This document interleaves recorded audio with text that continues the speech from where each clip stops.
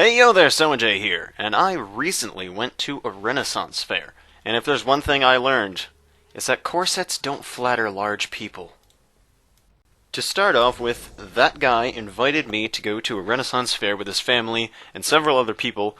Unfortunately, everybody else who that guy invited was either at school, at work, previously engaged, so it happened to be me and that family with a capital F. But that was great. What I didn't know is where the Renaissance Fair was. It actually was 2.5 hours away, but I actually was prepared for that because I have recently been down to Tennessee to see my relatives who recently moved down to Tennessee. So 2.5 hours was really not that big of a deal because I had been spending 8 hours in the car, each day driving to Tennessee and back, so it really wasn't that big of a deal, but I thought it was funny because everyone in the house was like getting pillows for the ride, taking Bonnie for motion sickness, and I'm just sitting there like, guys, really? Well, whatever. We eventually got there to the Renaissance Fair, and actually, I wasn't so sure, because sometimes people dress up for Renaissance Fair, but I didn't dress up, and that family with a capital F didn't dress up, but there was actually, between the people who worked there and the people who attended, all together as one group, I'd say about 40% of the people were actually dressed up and in character, so you didn't feel out of place either way, whether you actually had a costume or you didn't. But anyways, enough about that. We finally got into the Renaissance Fair, and the very first thing we did was we went to go see a joust. Now, I had never actually seen a joust before, and it was really, really cool. So, we went over to the jousting arena, and we were waiting for it to start, and, before I tell you about the joust, the first thing I did when I got there was I saw this guy walk by with, like, the biggest, most delicious-looking soft pretzel, and I had to buy it. I had to buy one, because I love soft pretzels.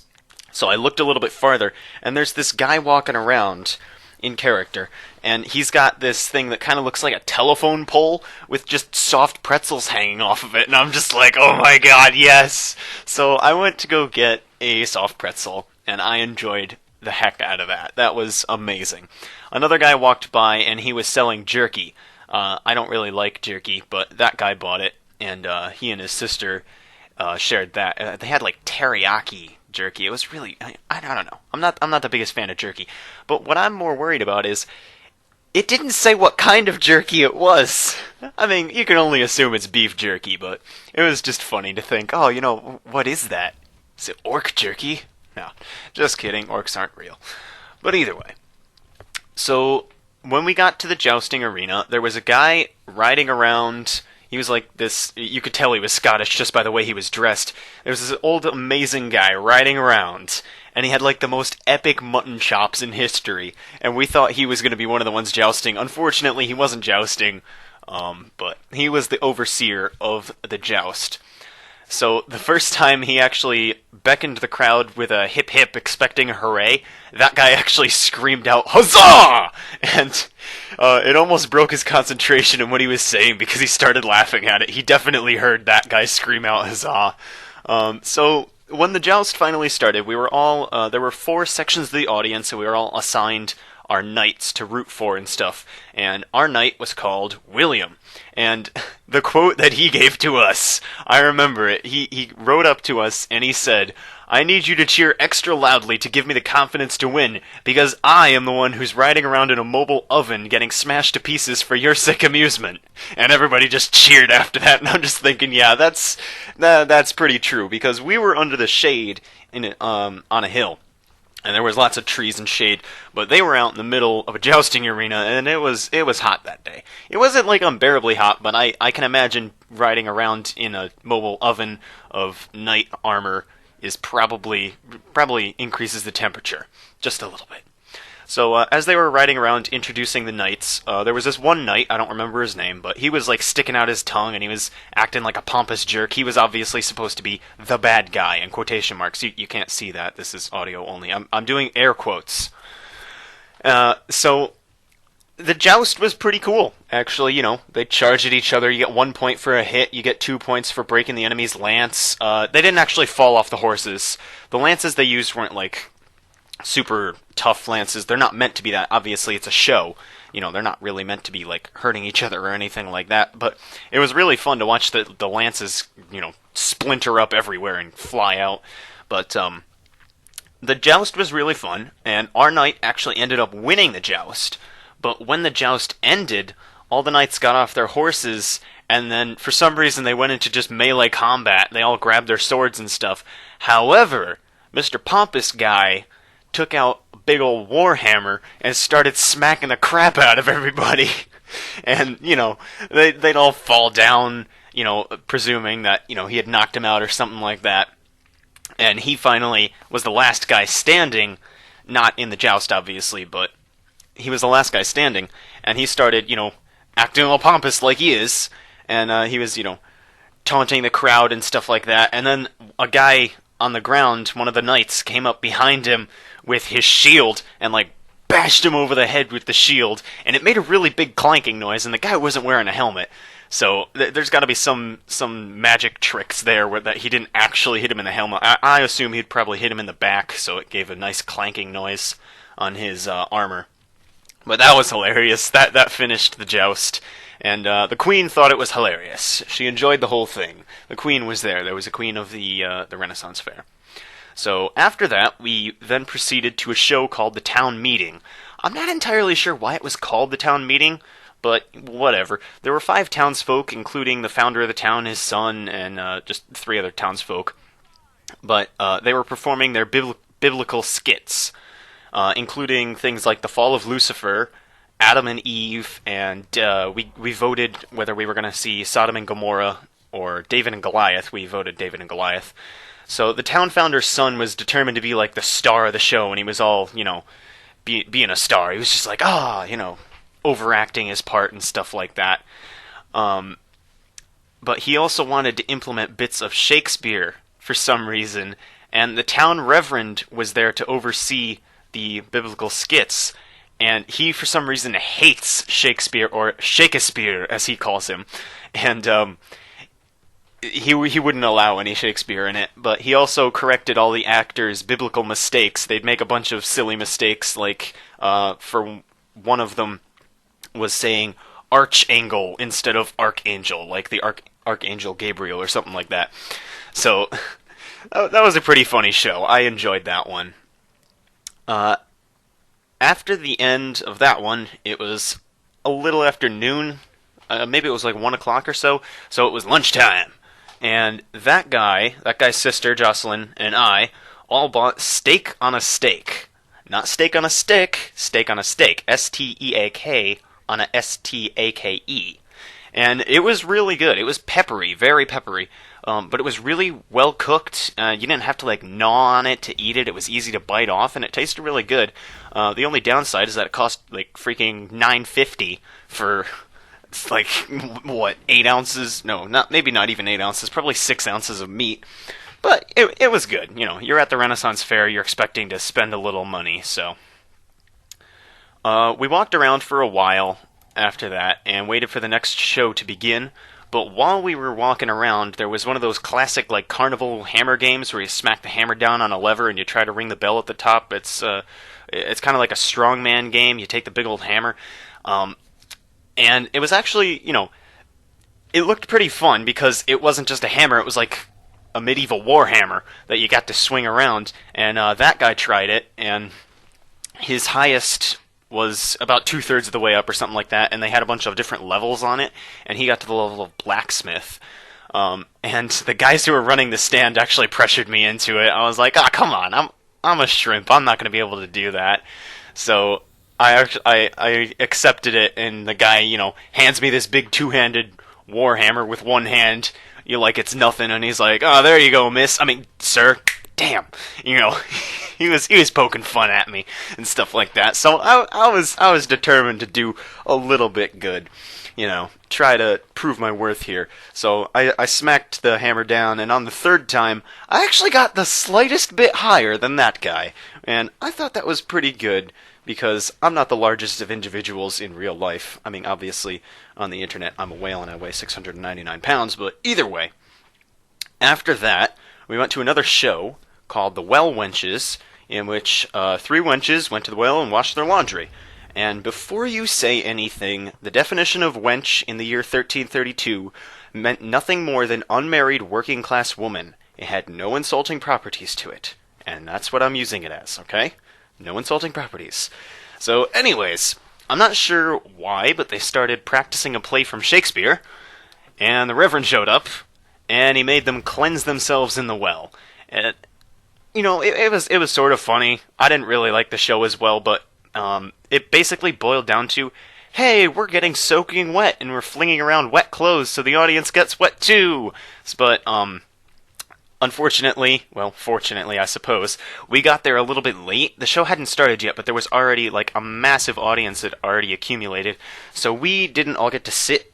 That guy and I actually stood in the back, but Jocelyn, that guy's sister, went up to the front, and she sat there, but she got soaking wet. That was great. But it wasn't that big of a deal, because it was a pretty warm day out. There was a little bit of a breeze, so you didn't really, you didn't stay wet for too long, probably, and it probably felt good. I don't know. I didn't get wet. I don't really like water.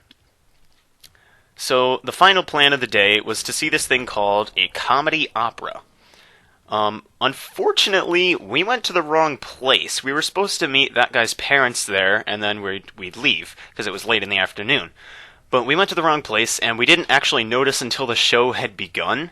So we actually stayed for the show that we went to, and I am really glad that we actually stayed for that.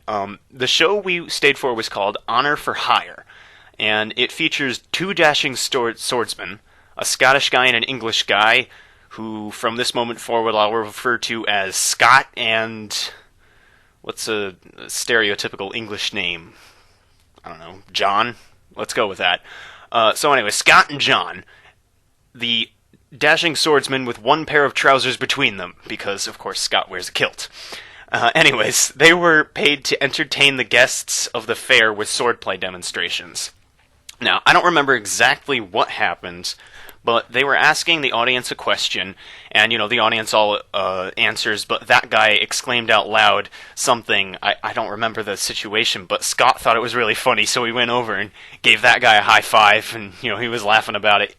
So later in the show, after they had done some swordplay, they realized that they had actually lost the bag of money that they were paid to do the show for, They don't have their pay anymore. So the Queen, who was in attendance at the show, offered them more pay if they conducted the public execution.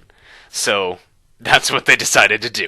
Scott immediately looked at that guy. After they said public execution, I was looking at him, and his eyes just went straight to that guy who was sitting right next to me. And he knew he had his audience member to execute.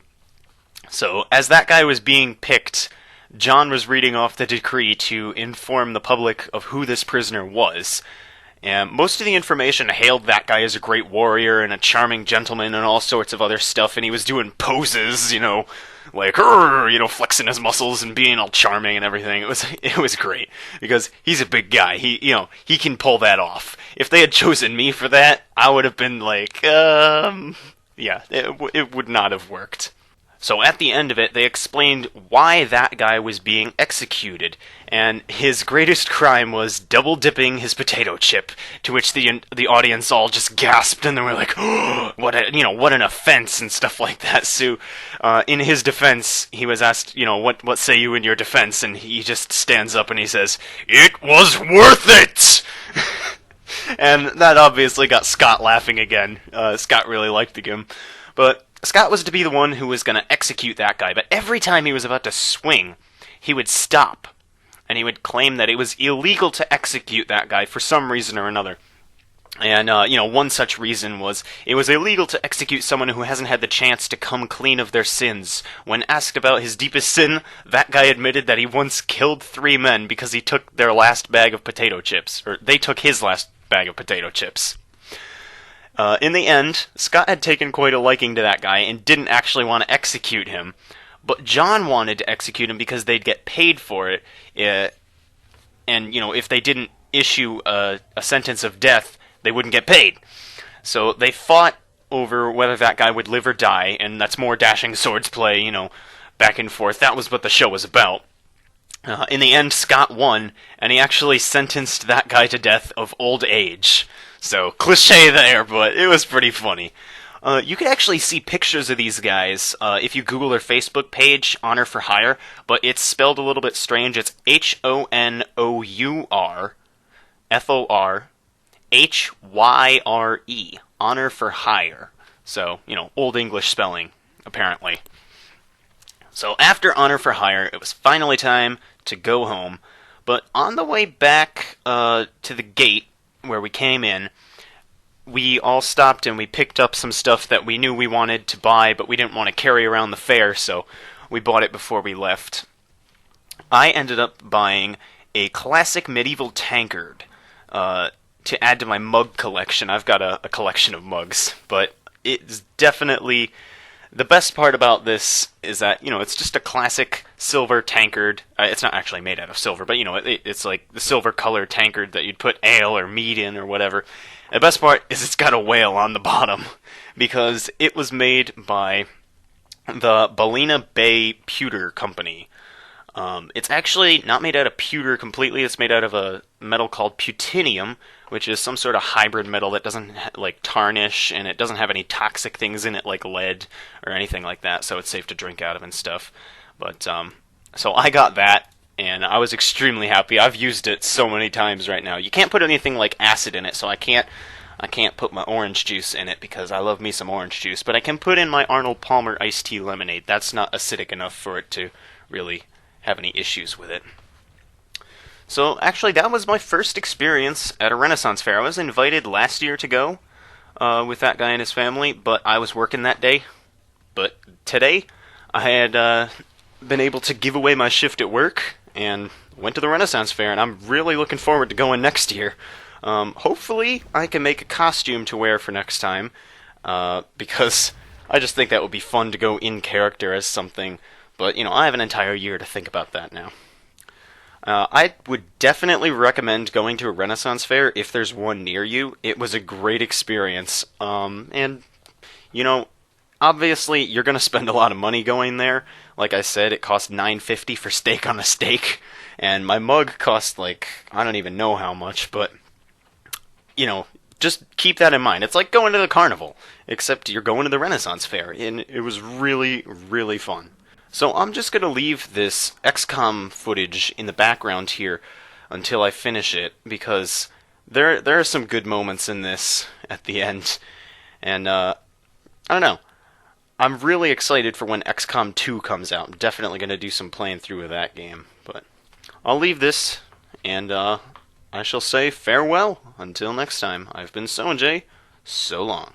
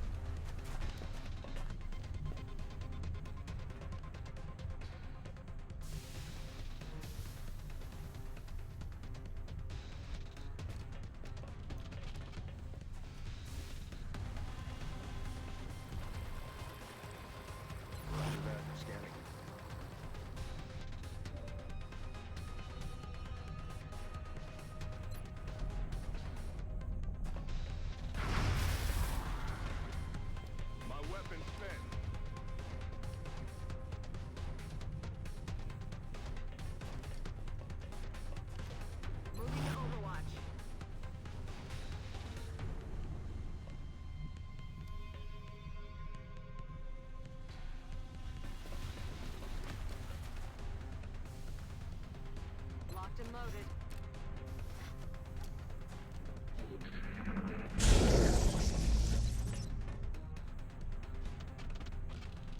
Cover my flank!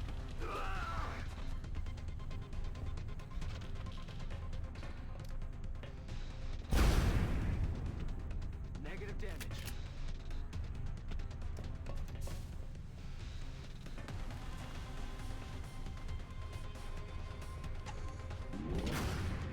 Taken care of.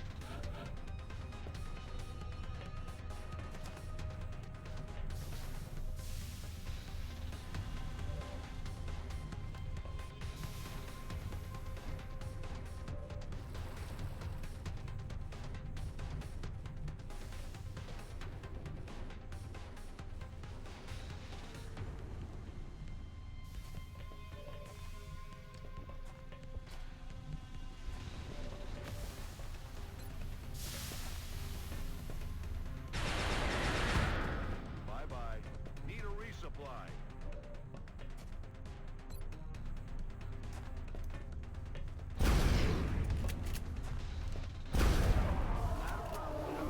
Another day, another successful operation.